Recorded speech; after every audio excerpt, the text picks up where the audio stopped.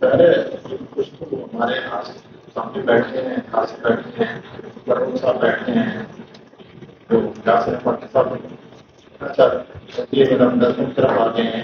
اچھا یہ بھی تقریر کے خلاف اتنی زیادہ آوازیں ہوئی ہیں کہ جن کے اندر تقریر صلاحیت ہوتی تھی یا کچھ ڈر سے کہ تقریر کے دوسرے طریق وہ بیچارے شاعری میں اور نثری نظم میں یا افسانے میں یہ دوسرے آ جاتی ہے کہ شدید سوشل پریشر کی وجہ سے، اس کی وجہ سے یہ بھی مانے اس کا یعنی کہ انہوں نے بار بار بات اٹھائی اس کا ایک اثر ہوا.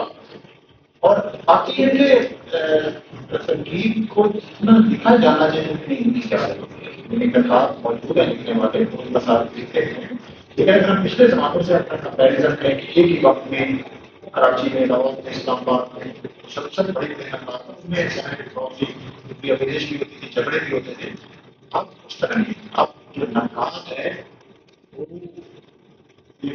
بہت کم نقاد ہے، اور ان میں بھی ایسے نقاد جو اپنی پوری توانائی، پوری فکری توانائی ادب کے مطابق صرف کریں وہ ہمیں بہت کام نظر آتے ہیں. بات میں 2 کتابیں لکھی، بات میں 3 بات 4 کتابیں لکھی، 1 کتاب لکھی، اس کے بعد ہو گئے تو وہ ایک لیکن نقاد کو جس طرح مسلسل اپنے کلاسیکی ادب، جدید ادب اور معاصر ادب پر مسلسل بنیادی سوالات اٹھا کے لکھتے رہنا چاہیے وہ کم نظر آتے ہیں، جبکہ باقی فکشن میں، شاعری میں ہمیں یہ سمجھا نہیں دکھائی. اب یہ سوچنے والی بات ہے کہ یہ جو نقاد زیادہ تعداد میں جم کر لکھنے والے تحریر والے کام کیوں نہ پا رہے ہیں، یہ بنیادی سوال ہے. ایک مجھے بھی اس کی وجہ نظر آتی ہے اور وہ جب اور وہ وجہ خود بھی دریافت کر سکتے ہیں جب لوگ بیٹھتے ہیں آپ کو ایک عقل کے خلاف، استدلال کے خلاف اور منطق کے خلاف ایک مجبوری جس کو کہتے ہیں ماسٹر نیریٹو. پاکستان میں ایک ماسٹر نیریٹو ہے عقل کے خلاف، دانش کے خلاف، سب کے خلاف. چونکہ جو نقاد اگر اپنی پوری جرت سے کام کرے تو وہ صرف اپنے معاشر ادب میں سوال نہیں اٹھاتا، وہ انسانی تہذیب کے پورے سفر میں بھی سوال اٹھاتا ہے، وہ انسانی تقدیر پر سوال اٹھاتا ہے. مطلب وہ صرف خدا پر بھی سوال اٹھاتا ہے، دنیا کے خداؤں پہ سوال اٹھاتا ہے.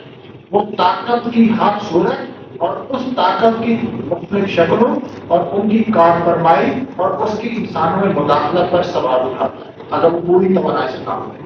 اور لیکن اس کے جو سوالات ہوتے ہیں وہ اس ترکیب کی جو مجموعی روایت ہے اس کے اندر ہوتے ہیں. وہ اگر اس کے پرسنل ہے تو نقاد نہیں، اس کو بالکل نظر انداز کرنا چاہیے. اگر وہ پرسنل ہوگا، ذاتی سے میں نے پہلے کہا کر اس کو اپنی موجودگی پرسنل ہے تو اس کو ٹرانس پرسنل ہو کر وہ سوال اٹھانے چاہیے. اب یہ ہمارے یہاں نہیں آ رہا، اس کی وجہ کیا ہے؟ وجہ وہ خوف ہے.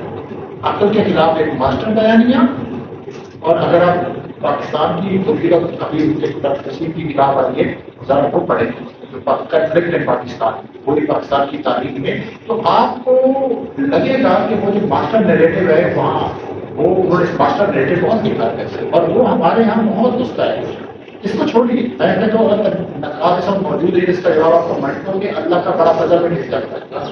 انہوں نے 1948 میں لکھا، انہوں نے کہا کہ اللہ کا بڑا فضل ہے پاکستان بن گیا ہے، لیکن اس کے ساتھ ساتھ کیا کیا ہوا وہ تنظیم مضمون کے طور پر اردو ادب میں شائع ہوا تھا.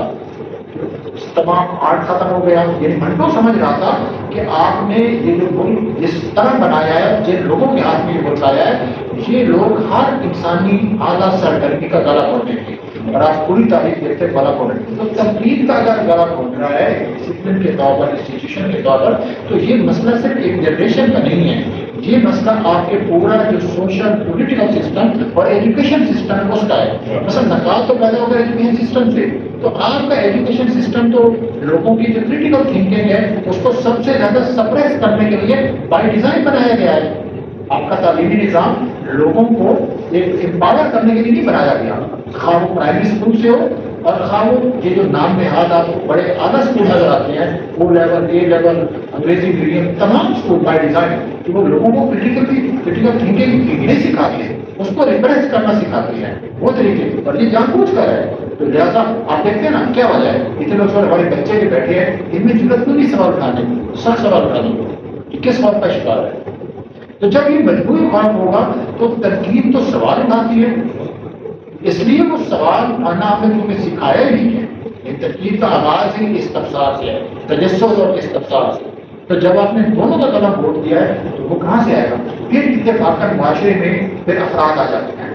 جب آپ کی انسٹیٹیوشن کمزور ہوں تو پھر کبھی کبھی کوئی فرق آتا ہے، اس پہ آپ چیز لگا. تو ہماری اب سائیکل بھی بنی ہے کہ ہم انسٹیٹیوشن کو مسلسل کمزور کرتے جا رہے ہیں اور ہم امیدیں لگاتے ہیں فرق سے، اور ایک فرق آتا ہے پھر ہم اس بے شمار امیدیں اور ان ریئلسٹک امیدیں لگاتے ہیں.